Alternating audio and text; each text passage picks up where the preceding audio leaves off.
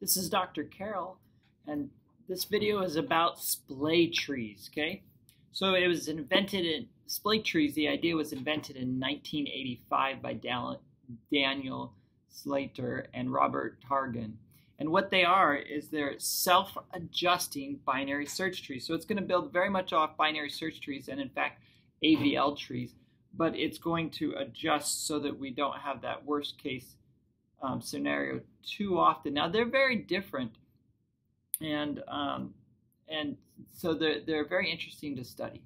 So what they do, one of the main features of a splay tree is that after a node is accessed, it gets moved up the tree to the root, and we use AVL rotations and other things, and that's known as splaying. Okay. So this has the side benefit that recently accessed elements are easy and quick to access again, which in practical situations is actually very common. So let's talk about some of the operations. Primarily about splaying, since that's unique. So there's three steps we need to do when splaying. Now splaying is when we're moving a node up to the root of the tree. Well, if it's already at the root, we don't need to do anything, no extra work there, right? We're going to be efficient.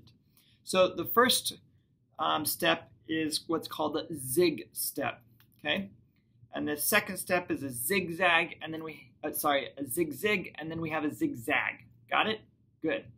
Okay, so the Zig Step. When do we do it? We do it when the node we're X, the last one that we've accessed, is the child of the root. Okay, so very limited case, it's just one down from the root. And what we do is we do a single left or a right AVL rotation. Great, that code's out there. We can do that, no problem. Okay, now let's go to Zigzag. So first off, the condition is when the last access node is the left child of its parent, and the parent is the left child of its grandparent. Now, we also do a zigzag if it's to the right and the right, okay? So then what do we do for the operation? Well, let me show you the image, because let's just say it's easier to see that way. Okay, here we have a zig tree, and K1 here is the key that we're interested in, and it was the last visited node, last access node. And notice it's the left child, and the parent is the left child of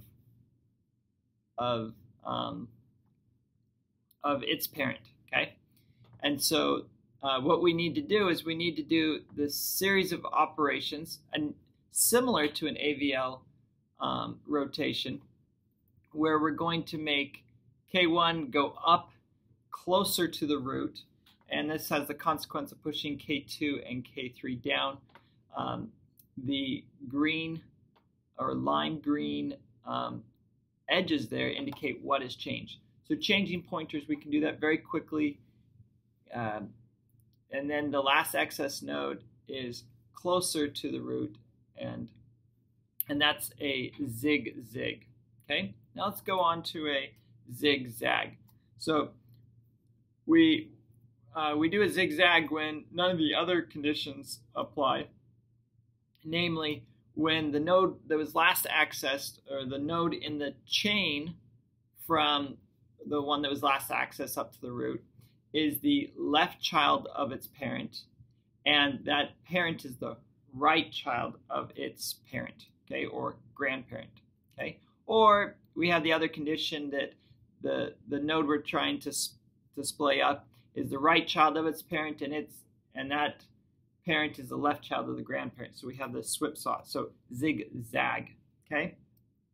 And for its operation, let's look at another image. So here we have for example, the node last accessed, and notice it's the right child, and the parent node is the left child of its parents. So we need to do a zigzag. And what zigzag is really just an AVL double rotation. Great. We can build off that, and that's illustrated here with the lime green being the updated links, and then the node is pushed up closer to the root. And notice how the tree height, it becomes more balanced here, and that's important. So let's talk about retrieval now. So how do we do retrieval? Well, we just find the node that we're looking for using our binary search tree methods. Then we splay X up to the root. And it's as simple as that. So now for insertion, we insert a node using a binary search tree methods, and then we splay that node up to the root. For deletions, we have two major options. One, we can delete the node X that we're trying to find using binary search methods, and then we splay what was X's parent up to the root. Another common implementation, and you'd only use one of these, of course, is that we find the node X and we splay it up to the root, and then we delete it. Well, that we just created two isolated subtrees, and we'll just say, for example, choose the left subtree, and what we're going to find the node with the largest value in it and splay it up to the root, and that's pretty easy to find. Splay it up to the root, and then attach in the right subtree to that new root's right subtree. So pretty simple. Follow instructions and it flows out. Now let's talk about why this is such an interesting tree. Let's talk about the big O here.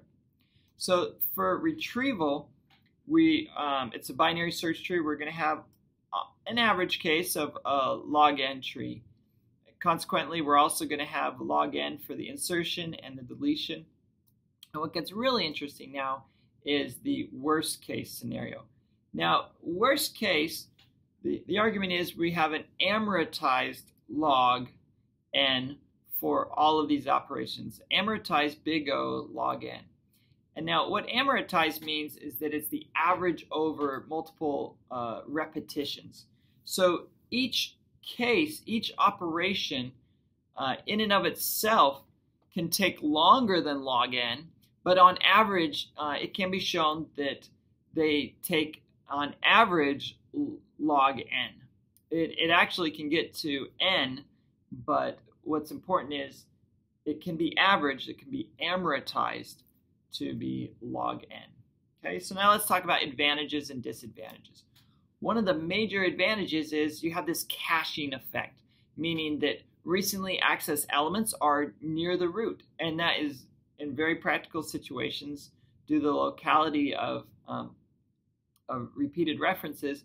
We're going to be looking for the same thing again or something similar, and then we'll be able to access it faster.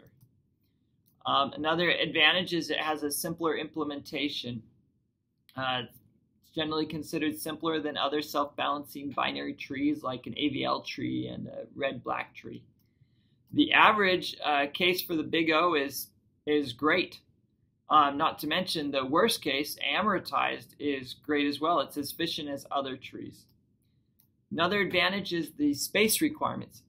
It doesn't keep anything extra, and so we need to store just the item and the tree structure, and that's it. But we don't have to do height. We don't have to do other things like that. So a disadvantage is the tree height can be n. It can be n in a worst case. But notice up in efficiency there, worst case, it's amortized to be log n, because if it is n, then we'll fix it pretty soon, and so that it's not that bad. Okay. Additionally, even the retrieval algorithms can modify the tree, and so that's problematic for multi-threaded implementations. That's it for splaying trees.